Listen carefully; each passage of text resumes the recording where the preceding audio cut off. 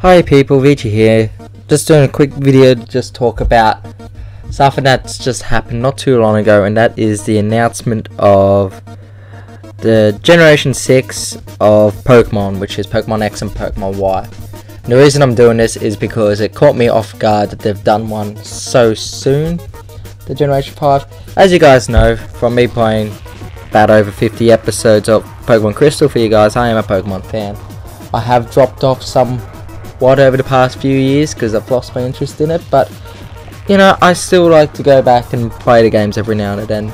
So that's why I just really wanted to talk about this, and it's just, I've examined the introduction video, the announcement video that they brought out, and some few things I actually want to talk about in this video, which is, firstly, it is actually the quickest release to my knowledge of a generation. That means from the start of the first game of the generation to the next, because this has been about 2 years since the last one came out, Generation 5, which was black and white.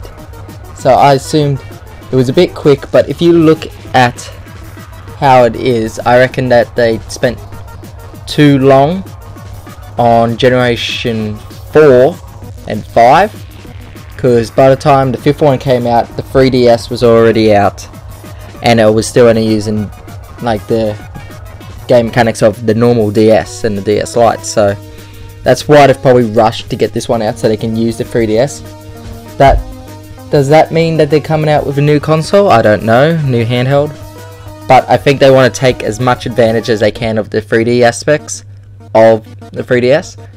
And they spent so long for the DS version with Generation 4 with Diamond and Pearl. It was 5 years apart from Ruby and that, so that's why they've been so far behind in introducing a 3DS game. As well as I also reckon it's given them quite a bit of time for the public to go out and get a 3DS.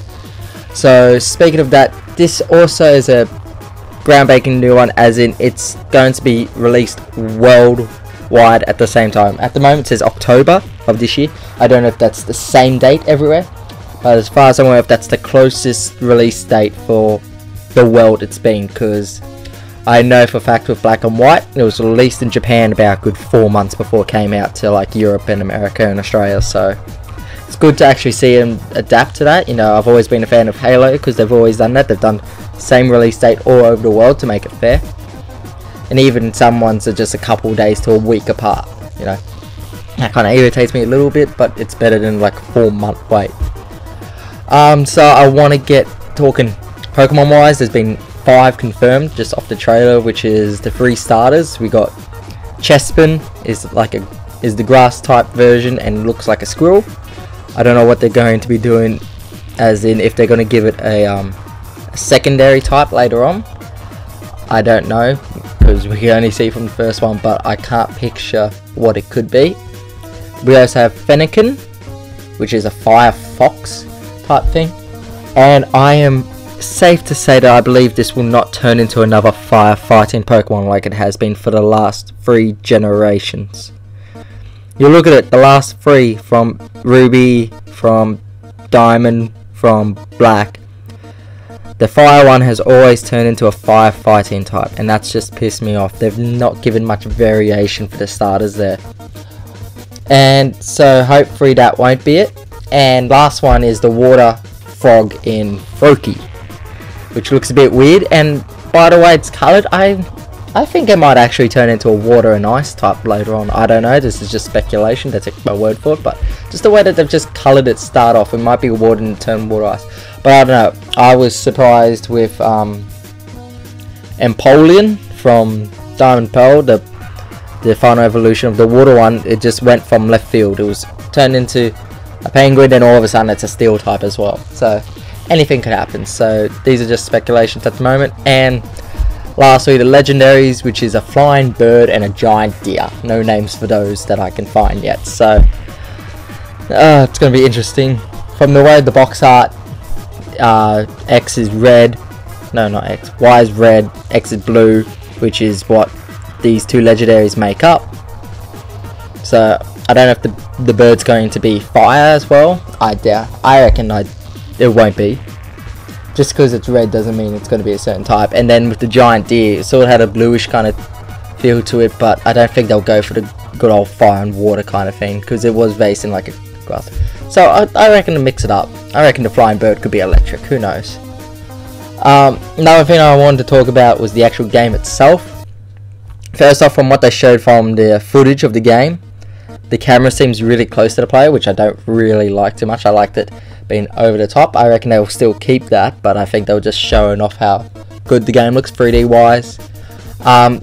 The fighting animations themselves, they look so good. That actually shows that they're actually going somewhere with the game.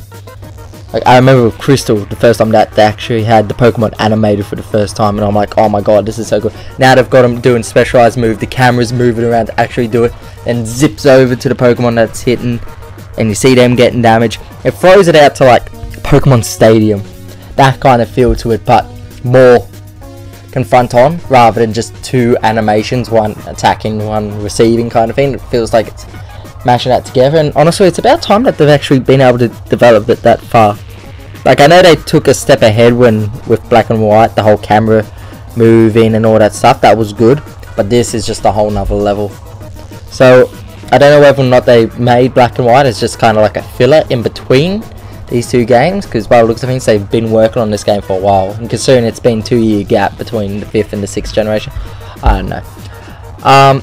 And lastly, old Pokemon in the game. Now, Black and White pissed me off that they went out basically saying it's a reboot.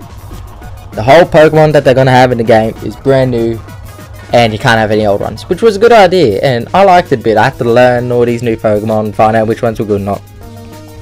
But the campaign itself only took up half the map, and then the other half had Pokemon in it from other ones, and it's like, well, how have they not merged across to the other side? It was the mainland, and you only played half of it, and then the other half had all the other old Pokemon on it.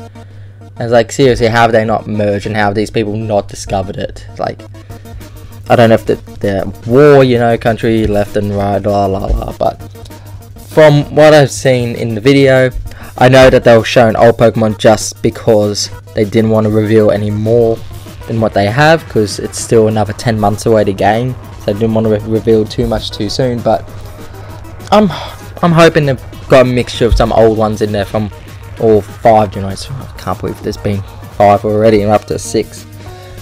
But yeah, if you haven't seen the video by now, go check it out. I'll put in the link. It looks really good. I can't wait for it. But that means I still got to go out and buy the sequels to like Black and White. So anyway, I've taken up enough time to talk about that. If you got any opinions, leave some comments, you know, throw them out. Pass this video around to your Pokemon nerdy friends. I know there's one of you in each group, so I'm pretty sure they'll appreciate it, and I'll catch you all later.